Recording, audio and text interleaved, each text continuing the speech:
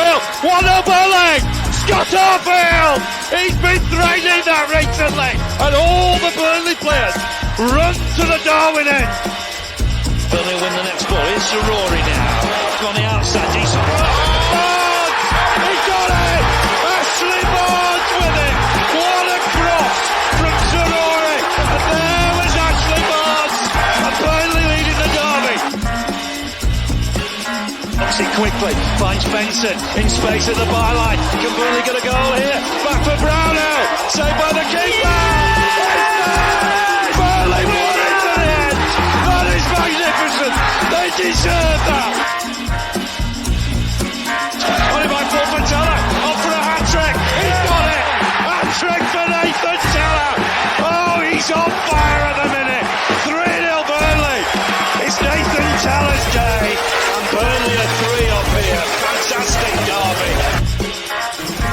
Here's Benson. Can he go on the outside? Comes inside. Comes up a shot. Oh, what a goal.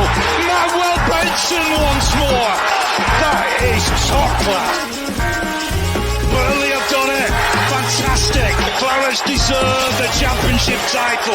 They've been the best side throughout the campaign. Burnley have won the second tier. What a fantastic achievement. The players have been magnificent.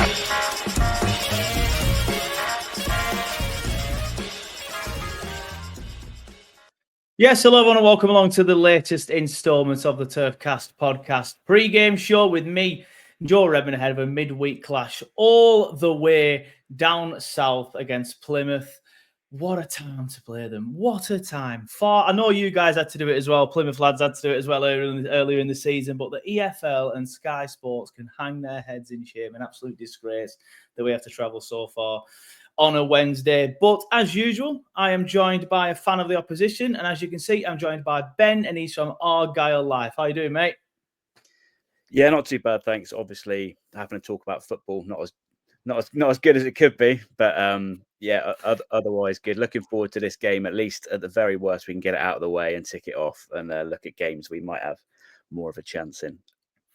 Yeah, don't worry, mate. We've been there. Burnley fans feel that. Obviously, last year in the Premier League, it wasn't an enjoyable experience, and I would suspect if we get promoted again, it'll be something similar next season. So yeah. Having to do these on a weekly basis when your team is, for want of a better word, rubbish, can be difficult, mate. I feel your pain. But there's obviously a massive elephant in the room, so let's talk about that first. Morgan Whittaker, obviously Burnley are back again.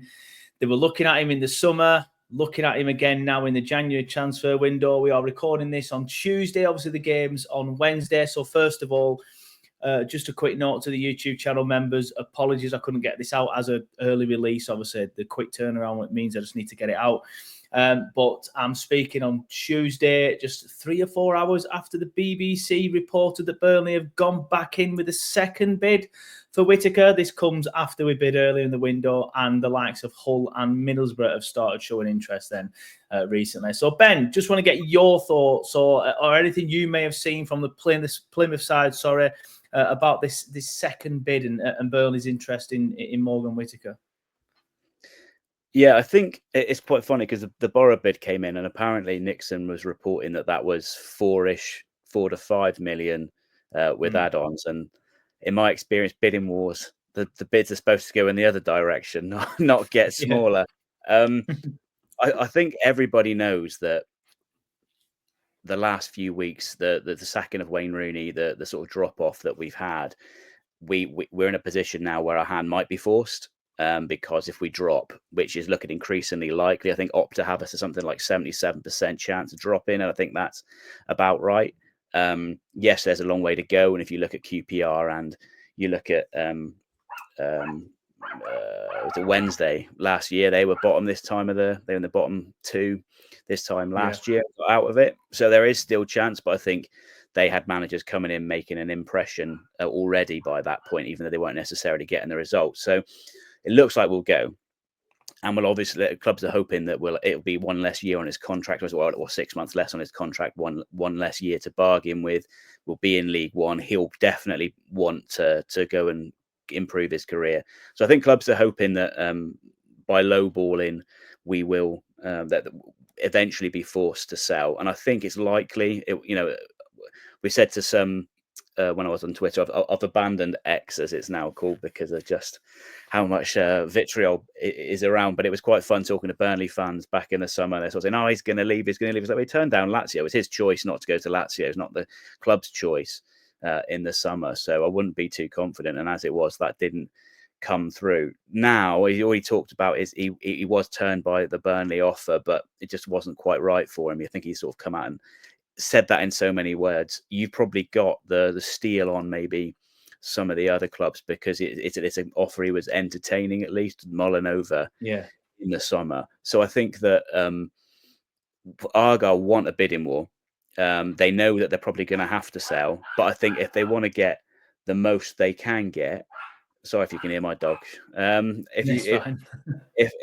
we want to get the most we can get, it's the catch-22 if we'll have to wait to the very end of the window playing chicken, and then we can't reinvest the money. So, Argyle will be looking, I think, for 8 figures, certainly including add-ons, but ideally up front to be able to reinvest in the squad, because it's paper thin at the moment, not only with injuries, but with outgoings.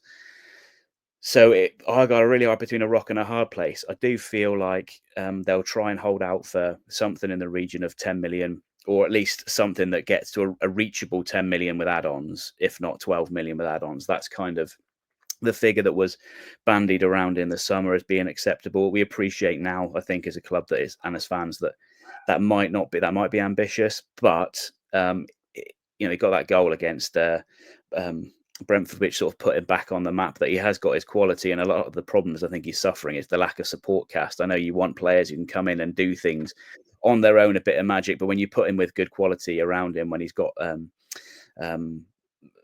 team that's playing at the level of the opponent, and he's not just able to be double marked, etc., out of the game, which tends to have been happening since for the past 12 months, then he really is an asset with real quality. And I think that goal, I think, has maybe helped Argyle maybe squeeze another million out of the whatever bid ends up being accepted. Do I think Burnley have a chance with it? I absolutely do. Yeah, absolutely do. I would have. I think your odds on. I think it will come down to, as much.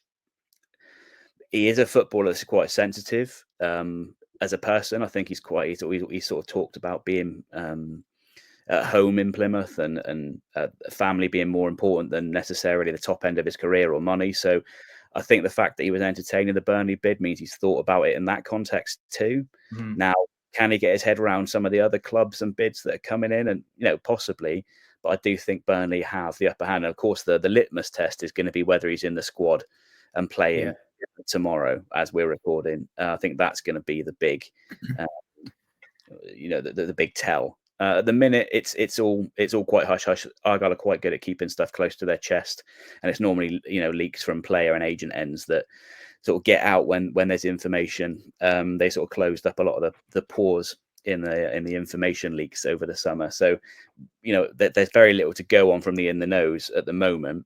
And Morgan has always had a good relationship with the club, and I think he'll try, and even if he's agitating, he will be doing that discreetly. So we don't, I can't give you any sort of inside information at the moment that to get your hopes up. But I do think Burnley are probably in the driving seat from the bids that have been officially recognised or sort of validated by the media. I think Burnley stand a good chance, and obviously I think your interest is solid, because you gave us 2 rubbish and a half decent offers in the summer, and now giving us a half decent and a pretty decent offer now. So I think we can confirm that Burnley's interest is pretty solid, and you could do with a bit of additional flair up front, so it makes sense on all levels that yours is probably the most serious bid from both sides that you look likely to be accepted, and also that Whittaker's probably going to be tempted by. Yeah, fair enough. Obviously, you mentioned there he could add a bit of flair to Burnley's strike force. Is that the type of player he is then? He's left-footed, isn't he? He plays on the left side. Is that the best way to describe him? Sort of like a left-sided forward? He normally plays on the right and cuts in onto his left. Okay. And there have been complaints that he's one-footed, but he's actually can dink a little cross in with his right quite nicely. His little speciality, actually, sort of like everyone's expecting him to cut back in on the left, and he'll drive to the line every now and again and just clip something to the back post, which has led to a couple of goals in pre-season, and even start of the season, I think he chipped one in for Ibrahima Sissoko to nod in. So he primarily cuts in on that left foot and just smashes thunderbolts into the top corners. That's, you know, and it's a bit sort of Arjen Robben, not in the sort of drop of the shoulder, but you know what he's going to do. And he does it. He's sort of like a poor man's Arjen Robben. He'll cut in on that left foot, and you just absolutely smash him. And you know, when we've got the problem we've had of late is that he gets doubled up on double marked, etc. People know he's our only real threat. When we had Ibrahima Sissoko firing earlier in the season before he got injured, and he had a threat on the left hand side, and sort of it spread defences, they were both tearing people apart. You know, we beat Sunderland at home, we beat Luton at home, although that's not looking as week by week, that's looking a less impressive result. But when he's got a foil on the other side and people playing 1-2s, intelligent players, which he will have around him in that midfield, he could be really, you know, he could really shine for you. Just kind of like Cooper's gone to Sheffield United, and all of a sudden people are taking notice of him when we knew just how good he was. I think people see that Whittaker's lack of goals at the moment and say, well, maybe he was a one-trick pony or a one-season wonder. But if you put him in a side that's competent for the level, he's really going to shine. And I think he could go to you and all of a sudden getting national coverage. Whereas, you know, it's only been sort of Championship fans, those who follow the Championship, that really have been paying any attention to Morgan Whittaker for the last couple of years. Yeah, that's interesting. I do like Whittaker. I think 10 million, if we're bidding around that much, or that's the sort of price that we're going to need to get him out of there, I'm not so sure that'd be a great investment, because I'm not sure how he'll do in the Championship as well.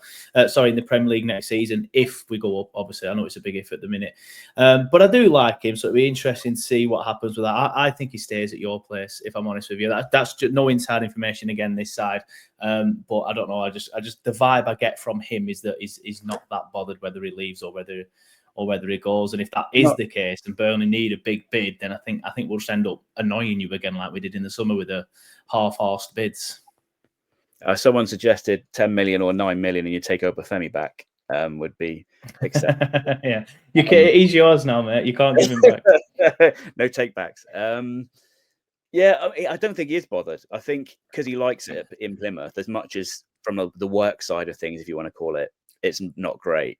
He likes life down here, and work-life balance is important. So if he has to stay, I don't think he's going to cry. So yeah, I think to that point, you're probably quite right. He doesn't seem that bothered about leaving, because you know, no offense, but there's more to do, and it's prettier most of the time down here than it would be sort of living up the north west. Although, you know, he is closer. Yeah, Northwest obviously got Manchester, Liverpool, Chester, which is where a lot of footballers live. I think a lot of people who aren't from the Northwest underrate it. Yes, Burnley might have its issues. Of course it does, and every sort of like Northwest town does. But I work in Manchester, used to work in Liverpool. Obviously, I know a lot of footballers live in the Cheshire areas. It is a nice place to be. I know, you know, that neck of the woods is, but I don't think he's particularly interested in. I mean, they live out in the sticks. I think they like the sort of like the park walks and all of that. I mean, I'm not saying there's not nice areas around, but I think they quite like being sort of out of the off the beaten track, as it were. So, you know, I'm sure there's some nice little country retreats and happy sleepy villages around that they could shack up in. But I know they sort of quite enjoy the pace of life down here. So I don't think he's craving to get away for that reason. But obviously his career is ticking on, and even if he, you know, like you said, how would he do in the Premier League? You know, he's got to go and test himself at some point, and he hasn't got long to do it. So that could force his hand if he's got any ambitions in that regard. Yeah, fair enough. It's going to be interesting anyway. Moving on, obviously we could talk about Whittaker for the entire podcast, and we have just reached sort of like halfway, so we pretty much have done 50% on Whittaker. Unfortunately for you, we need to talk about your season so far. I think I know the answer to this, but just summarise your season so far. Obviously not gone very well, currently bottom of the Championship. Rooney's been sacked. How would you summarise it? To be as quick as possible, I think most people saw, no, actually it doesn't seem, it was a good chunk of people, but certainly those from the outside without green tinted glasses could see what was going to come. I wrote like a long read on it and sort of predicted how it was going to run based on Rooney's previous managerial stints, and it all sort of came out as expected. we did all get behind him because we have got that kind of us against the world attitude down here. We are, like you say, we're out on a limb. Everyone hates coming down, so we are quite sort of. We try and protect those who can be bothered to come and work down here and put a shift in down here and try and get behind them. And we did get behind Rooney for a long time, as much as we could, but it obviously got to a state where things had to end and had to change. Yeah. We had a very small purple patch where, like I say, we got a few good results, and that kind of extended things. We kept hoping we could regain that form sort of earlier in the season. We had a sort of run of decent games. Like I say, the Sunderland at home, Luton at home. We beat Blackburn at home. There were some decent results in there, but it was a bit of a false dawn. It's gone downhill. We've got a new manager. The board have finally managed to get him some staff in a week or two after, a good week after he's been appointed. They seemed reluctant to sort out with Cercle Bruges or Cercle Brugge, his getting some of his back room. That's the word. Backroom team in. They're to buy him out, etc. Because he'd been sacked by Brugge, by Cercle just previously. We're told he went through the recruitment process and impressed. You've probably seen the video that went viral of his address to the team. So he's got the words, but you kind of have to back that up. He basically just said what most managers say in that speech, which is, I'll give you 100%, you give me 100%, and we'll fight. And I want to, you give it all, and we'll. It's the same thing everyone says. He just said it in a really sort of charismatic way. So as much as that was impressive, you hope that sort of motivates the players. It was just generic sort of, motivational speech. Yeah, so, I agree with that. I remember watching it, wondering why this were going viral. Like, I get it. I completely understand what you said. He said it in a charismatic way, and people were saying, "Oh, I've just bought a Plymouth Argyle kit and I'm going to run through doors for this guy." And I'm like, it's just basic stuff that a manager should say. So I'm glad you said that, because I do agree with that. Yeah, no, I've sort of, and to be honest, I think Rooney did a similar thing. He said all the right things. He just did it with Ims and whatever, but he actually said a lot of, he had a lot of good content to what he was saying and saying the right things, but it doesn't count for anything unless you back it up, does it? You can talk the talk, you got to walk the walk. And so far, we've not seen like massive improvement. In fact, some people said the home game against QPR was about as bad as anything Rooney served up at home. I mean, to be fair, he's been here a week. He's been on the grass maybe twice, because it's the busy time of the year. So as it looks, we're adrift by 5-6 points. If you're talking about goal difference being worth something, thanks, Wayne. And we've got injuries. We've just been told today that our left-sided centre-back, Brendan Galloway's out for the rest of the season. He's made of papier-mâché anyway, so we've been lucky to have him for 12 months, but he's a very good player. And if he wasn't injured, would definitely have been playing at Championship or Premier League level during his heyday. Cornel Such, one of our other centre-backs, is injured for another week. So we're looking to have one fit actual centre-back and one fit guy who plays at centre-back at some points in his career in Victor Paulsen. The other fit centre-back being Julio Pleguezuelo, who's not been first choice over the past 2 years reliably. So we're incredibly thin at the back. We've just had 3 players go out. Andre Gray was released. Lewis Gibson sold, best centre-back, sold to Preston for a 1.5 million release clause. And who else went out this window? Someone else gone out. Can't remember who, because it's such a massive turnaround of players. But I think someone else went out on a free as well. So we've had 2 bodies in, and they're not.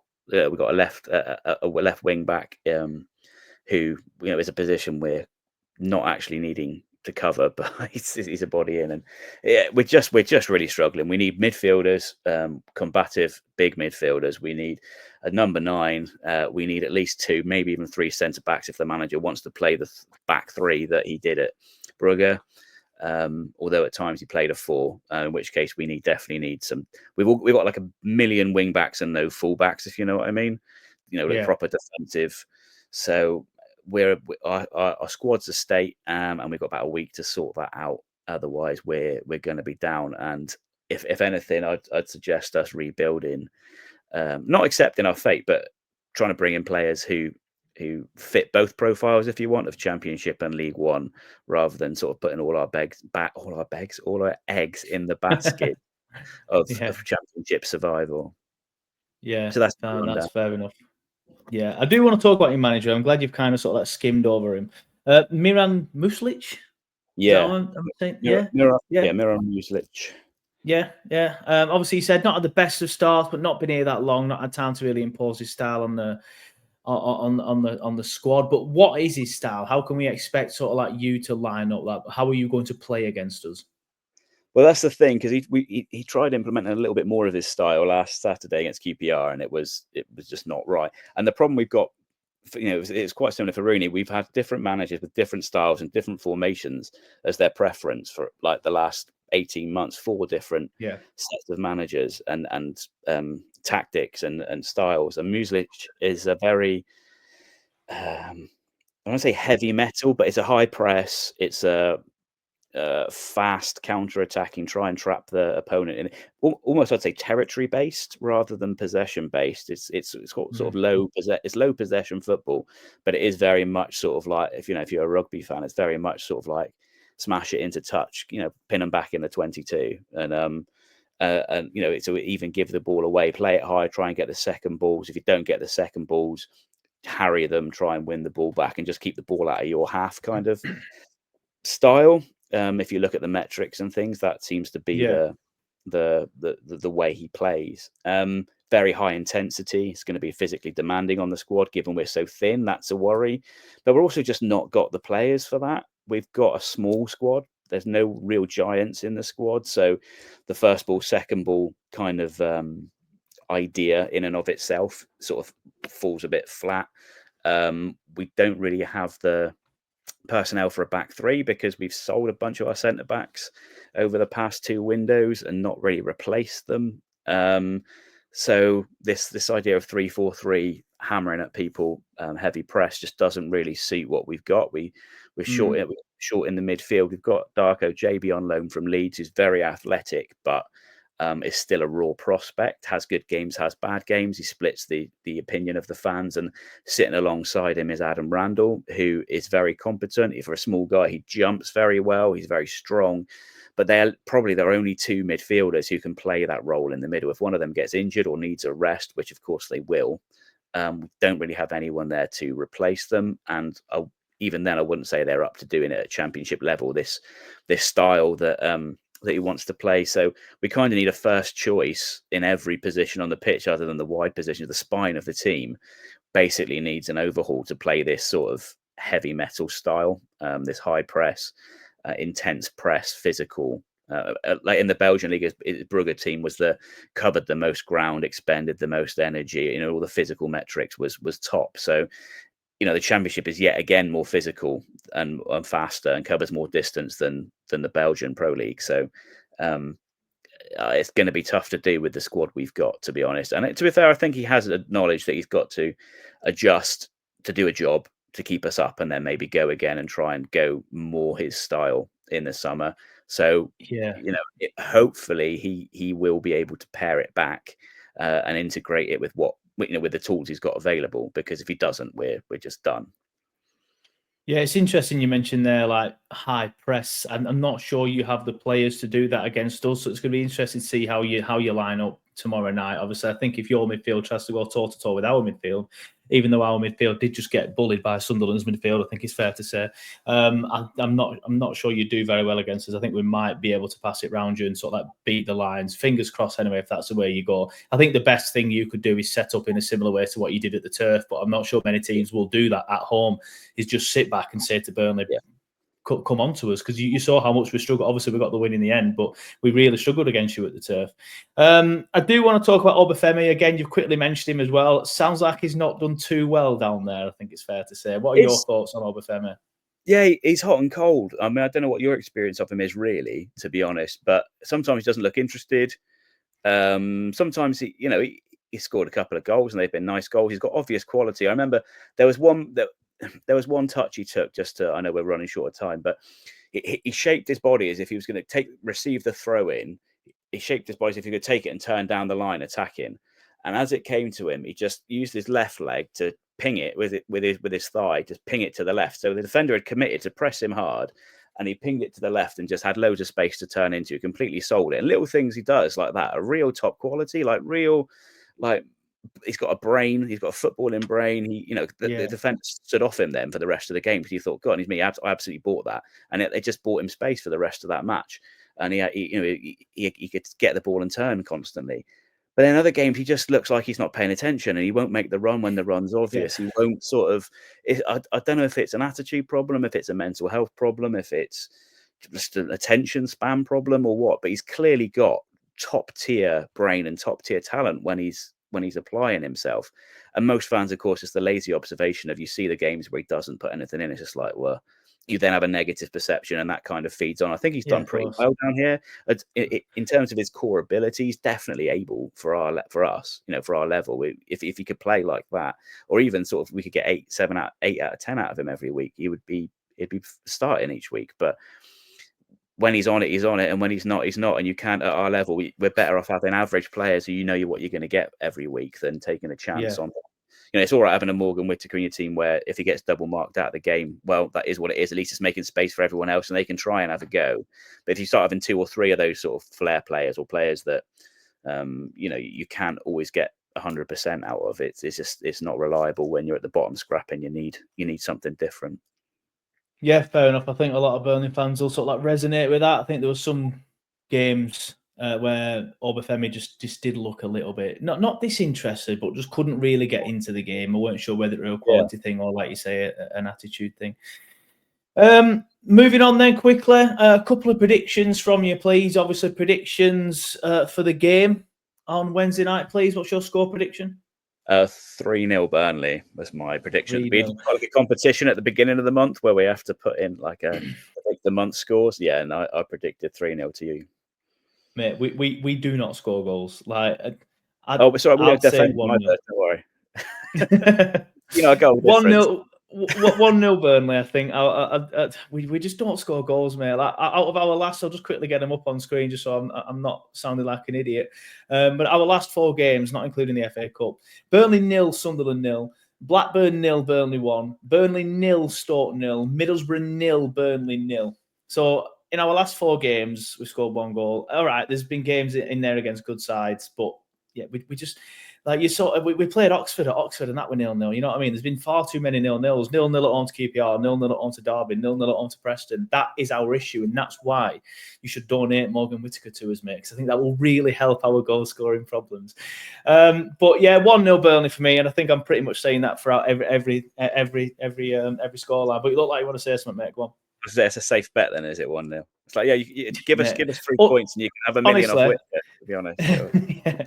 If you're that way inclined, have a look at Burnley's under 2.5 odds every single game, and you're pretty much printing money. That is not financial advice, by the way. My final prediction from you is: do you think Plymouth will get out of this, or do you think you're going to go down?